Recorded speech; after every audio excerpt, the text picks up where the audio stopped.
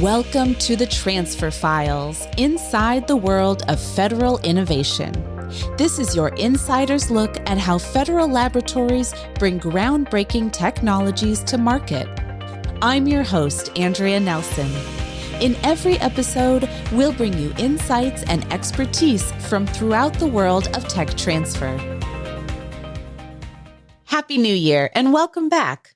While we're between seasons, we're still bringing you the FLC update with Paul Zielinski, so you can stay in the loop with everything happening now and coming up with the Federal Laboratory Consortium.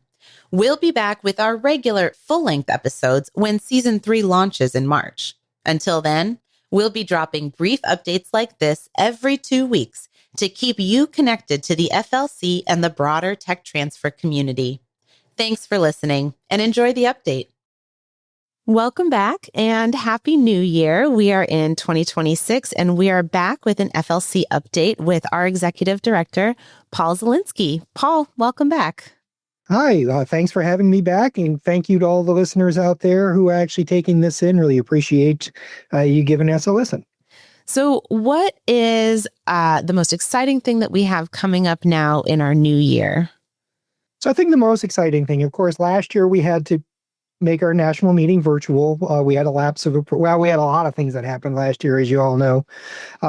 This year, we've had the continuing resolution running, and that still is in effect as of this recording. However, it's looking pretty good. I mean, the fact of the matter is it'll be pretty shocking if we don't have a budget come January 30th. So I think we're going to be in great shape. Now, realizing that different agencies are in different places with that, the budget itself really didn't have any serious cuts for the most part. And I hate to say that for people that did get cut, because you never know. But, for the most part and in general, the budget really doesn't have major cuts. So, realizing that there's still program lingering restrictions and things like that, we are intending to have the national meeting in person this year, back in Seattle as it was planned last year. So we're going to be May 12th to 14th back at the Seattle Westin. Beautiful. And during national meeting, there's always a lot going on. We have the awards ceremony, lots of great sessions, keynotes. What else should people be looking out for during the national meeting and leading up to it?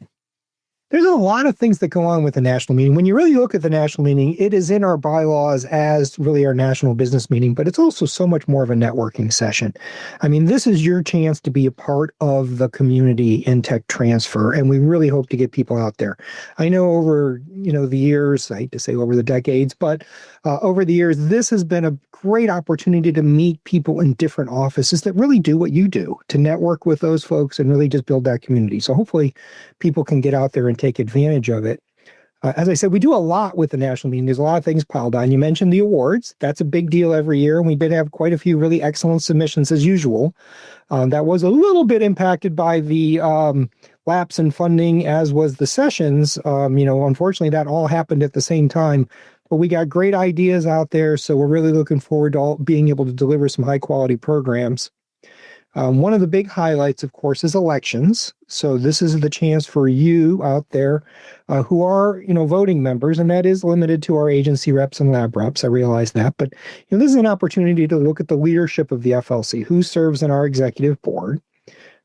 There is an election it is every year at the national meeting. That's when it officially takes place, although we'll open it electronically earlier. But this year we're electing 2 members at large, and every year we have 3 of our regions. So this year it's the Far West, Mid-Atlantic, and Midwest regions for the regional coordinator and deputy regional coordinator. And again, these are the folks that represent you. I mean, they're all about this leadership idea of getting involved in the FLC and taking a bit of their time, but also pulling that back into their programs. I mean, you really get a lot more out of it sometimes than you put into it. At least I always did. But it is one of those opportunities to get out there. We are a volunteer organization. You hear that from me a lot. We really run on the expertise of the folks that are out there that are both our member community as well as our contributing, into the knowledge base and actually serving as the community. So it's a community of practice. We are looking to do more things to sort of narrow it down. I mean, there's lots of opportunities, as we call them, task-oriented, things like award judges or, blending your expertise into one of the courses that we develop. There's lots of different opportunities that we can bound and make smaller. So, there is the big ones, the leadership positions on the board, all the way down to specific things. And we really would invite all of you to participate in those things because, again, it is all about this community. Absolutely. And besides election and national meeting, believe it or not, there are other things coming up to look forward to this year. So what else is coming down the pipe? So it's really exciting. Let me segue this back. So within the national meeting, the last time we were in person was back in Dallas, and that was a great meeting for those of you who attended. It was interesting because when we did the call for topics, we got very few AI topics. We're really excited about this new AI stuff and how do you apply it in tech transfer offices. What's fascinating this year in the call for topics is we got lots of AI topics. This is how we're using AI in our office. And it was really kind of exciting to see how much that's really grown in 2 years in the practice of technology transfer. So that's really neat. But it's also something that drives us forward. We in the FLC are also going to be implementing quite a few things, trying to move, modernize our offerings and the things that we do to support you. So, within the next year, a couple things you can look forward to. We are going to redo the website. Now, it's not going to be like a total redo of everything, but we are going to fix some of the navigations. And we really are interested in hearing from you. So if you have ideas and you have some things that you like, I really want to see that on the website, I would offer you to let us know just at that info@federallabs.org. Send them in there. It will get into the mix. I assure you of that. But that's going to happen with, over the course of the next year.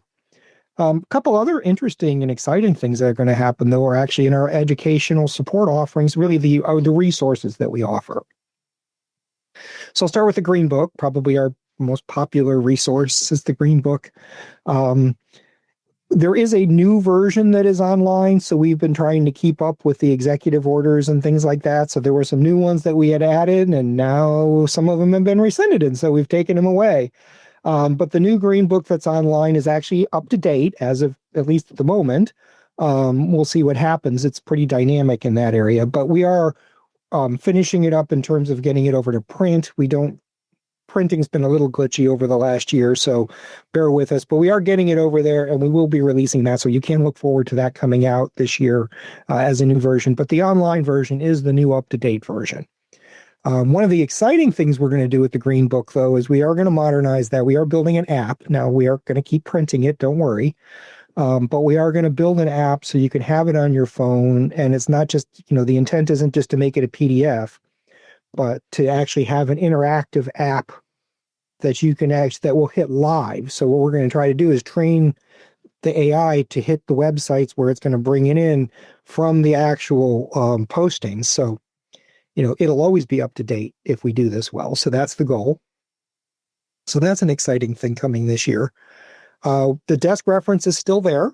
We did that a couple years ago, and that's pretty much up to date. We're considering a couple modernizations to that, but we'll see how far that one gets this year. But the other piece of this, sort of it's a triad there, is this T2 matrix. So the T2 mechanisms matrix. So that's going to be new. It's going to be released soon. What's exciting about that is it's going to be very different than the old version. So the old version, if you're familiar with it, it's just more or less an Excel sheet. You go across. The version now is just like, what's a CRADA? There's some descriptions. But the idea behind this is to sort of get you there. Like, what's the right type of an agreement? So it's actually going to have a bot where you'll be able to ask questions, and it can lead you through and try to lead you to the right types of agreements and what's available in different agencies. So we're really excited about that. New mechanism, new exciting types of tools, and integrating some of this new AI into our programs. And as I said, the website's getting updated. So, eventually we hope to get sort of this bot feature actually running on the website. So instead of having to know where to go and where to navigate, hopefully you can be able to just hit the bot and it can take you to the right things if you ask some questions. So really excited about some of the changes coming up in the next year. It's a lot of big progress in 2026. And then we are starting to get ready for the years beyond. So what else is coming up even beyond this year? And so one of the exciting things, we do strategic planning, and I know strategic planning isn't necessarily the most exciting thing in some respects, but We are ready to do a new strategic plan. We do them, they're really about 3 to 5 year plans. And what we have found is, about 3 year horizons about right, because it's like, here's all the things we want to get done. And in about 3 years, we've done all those things. So we're at that stage now. So the board is, in fact, looking at a new strategic plan. You will hear the outcomes of this at the town hall, at least the draft of it, for your input. So we'll have it out there. We're looking for input. We'd love to get input. As I always say, it's a member organization. It is a community. We would really like to hear from you of things that you'd like the FLC to do. So if there's something that's like, hey, we'd love to see this, or even, this is a program that you all have done that I really liked. Those things are all really valuable in this process. This is going to be the draft. So there's some time before it gets approved. So getting input from you right now is important, and we'd love to hear from you. So again, it's just that info@federallabs.org. But let us know what you'd like to see. To that point about getting people's input, pieces of the strategic plan have been directly impacted by that impact and engagement survey that everyone took last year and was the focus of last year's town hall. So it all comes very full circle. Oh, yes. All of that. I know people sometimes think like, oh, it's another survey, but that stuff is important, and it does really drive things, because we take all of the information, and that's actually how we develop the materials that the board's using to come up with new goals and objectives for the next year. So it is all used. It is valuable to get that kind of input. So, always happy to get things like that. And again, ideas are always great too. The board is there as, they run for these leadership positions, but all of you have great ideas. I mean, you're doing this day to day. So those ideas of like, hey, it would be really great if you could do X or Y, that would be super helpful for us. Good example of some of that is actually these tools. You will note we had a pilot program on tools last year that has mostly expired. There is still an AI tool that's out there that's usable, this Wiser tool. And particularly if you're in biomed, that still is very useful, and please do use it. But some of the other ones we've done for marketing and tech evaluation have expired. But we are looking at redoing those things. So look forward to that in the next year as well. Excellent. Well, lots to look forward to. Thank you, Paul, for giving us the rundown. And we will be back in another 2 weeks for another FLC update. Fantastic. Well, thank you. And like I said, I look forward to seeing hopefully a lot of you out in Seattle. Thanks for tuning in. Be sure to subscribe so you never miss an update or an episode. Spread the word about this podcast by telling your friends and colleagues, and leave us a review and a rating, because that helps other people find us. Listen to more episodes on YouTube, Apple, Spotify, or your favorite podcast platform. Check the show notes or the episode page at federallabs.org for links to more resources and information. And thanks as always to our producer and digital marketing manager, Carly Dunow, graphics manager, Danny Batchelor, web content and systems manager, Jess Klein, and the FLC staff and community for your support. We'll see you back in 2 weeks on Transfer Files Tuesday. Thanks for tuning in to the Transfer Files, your insider's look at federal tech transfer. Don't forget to like, subscribe, and stay connected for more episodes exploring how hundreds of government laboratories and countless industry partners are driving innovations that shape our lives.